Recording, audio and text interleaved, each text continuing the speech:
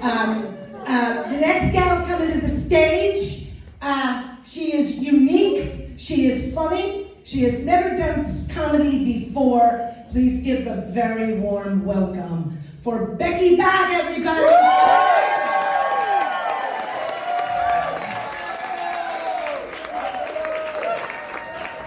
Hey there, I'm Becky Bach, and let's be honest, over half of you are here for me, so give yourself a round of applause. These are all my moms and dads over here. I work in a senior living facility. Anyway, I moved here just a couple years ago from Caitlin Clark State. Woo! Yep, go Hawks. There you go. I love Wilmington, but based on my driving ability, I probably picked the worst place in America to live. Yeah, my automobile insurance tripled when I moved here, so 3 accidents later, I'm finally getting my money's worth. I grew up where driving was a little bit different, on the edge of the Rosebud Sioux Indian Reservation. And when I was 3, my dad got me my first car. By the time I was 7, I had 2 speeding tickets and an accident, and he couldn't be mad because I drive just like he does. As a toddler, we were out on the reservation and my parents hit a dude. Yep, so they picked him up, put him in the back of the station wagon with my sister and I.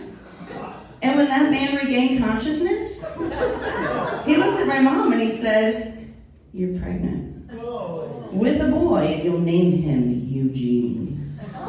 My mom and dad, even at that age, I was like, dudes. My mom and dad thought that the angel Gabriel had just visited them and told them about the baby Jesus. I looked at my sister and I was like, they just hit him. And 6 months later though, hello baby Eugene. Yeah, so I thought growing up that my parents were just fun-loving, free-spirited individuals. No. Turns out they were alcoholics. They passed their addiction on.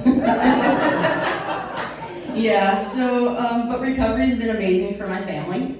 My parents found AA, and after years of therapy, I found my own AA program. I'm Becky, and I'm an adventure addict.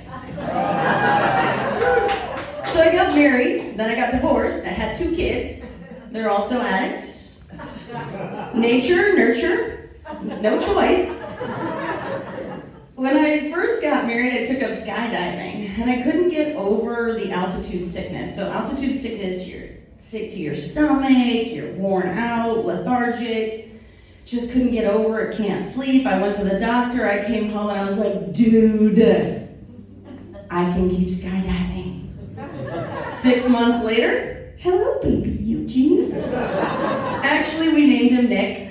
He had a sister, Mags, and when she was 2, I loaded her up in a radio flyer wagon. I drug her up to the top of the highest hill I could find. I looked at her, climbed in the front of her wagon, held on, kicked off, and we went for a good mile. I know. I was so excited I went home and I'm like, dude! He looked at me and said, I hope you had a helmet on. I'm sorry. When I was 8, my parents gave me a motorcycle and taught me how to ride it. Your parents gave you a wagon and a helmet? I obviously married somebody very different than myself. Yeah, he was the good parent in his mind. He was the safe one. So one day my 2 kids and I were out skateboarding. Mags thought she fell and broke her arm. So we were like, not today, Satan. Not on our watch. You're gonna wait till we get back to Iowa. We're gonna take you to your dad's house where you'll pretend to fall down the stairs and break your arm there. He was no longer the safe parent, and my kids never got hurt on my watch again because that worked so well. So they moved out here with me to North Carolina, and they are adventure people, so they've taken up surfing and kiteboarding and all of those things, and of course I'm going to keep up with them. The only thing that's really awkward for me is that wetsuit. I feel like in my wetsuit, I look like I skinned a seal and glued it all over my body. And as I walk around on the beach, I'm like, there's no way in hell hell I'm gonna be good at surfing or kiteboarding? The only thing I will be good at is being that giant whale snack.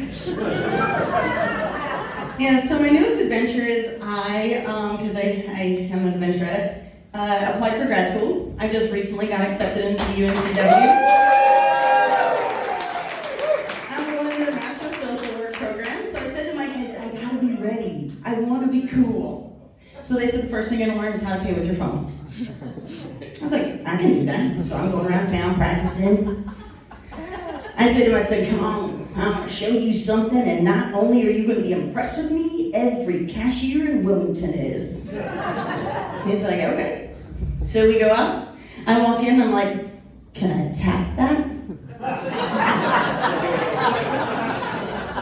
He's like, because he's 6'5". Could we just ask if we could use Apple Pay? It's gotta be hard being him though. When he was in high school, I ran up to his room, got my phone. I'm like, dude, what's a MILF? Where did you hear that? Somebody just texted it to me. We don't talk to people we call MILFs. Or they that call us MILFs, block them. I was like, oh, okay. His sister's a lot of fun though too. She is a Seahawk. So I'm pretty darn excited to be on campus. She graduates in May, so I will be a second generation Seahawk. I know. I called her, I was like, Max, guess what? Do you know the UNCW fight song? No one does. I'm not sure she doesn't know it, or she just doesn't want her second generation students skipping around campus singing the fight song all the time. I'm really looking forward to going to college though, and I'm kind of trying to convince her that she could go to grad school at the same time. Because I just think it would be super impressive, like we could be in the same sorority. Yeah, or we could be on the ultimate frisbee team together. But whatever we're doing, because she's only 20, I will be legal and be able to buy the beer. I know, it's gonna be pretty darn impressive. Just gotta learn that fight song. Anyway, thanks so much for listening to me, and if you can relate to anything I said tonight, your parents were probably alcoholics.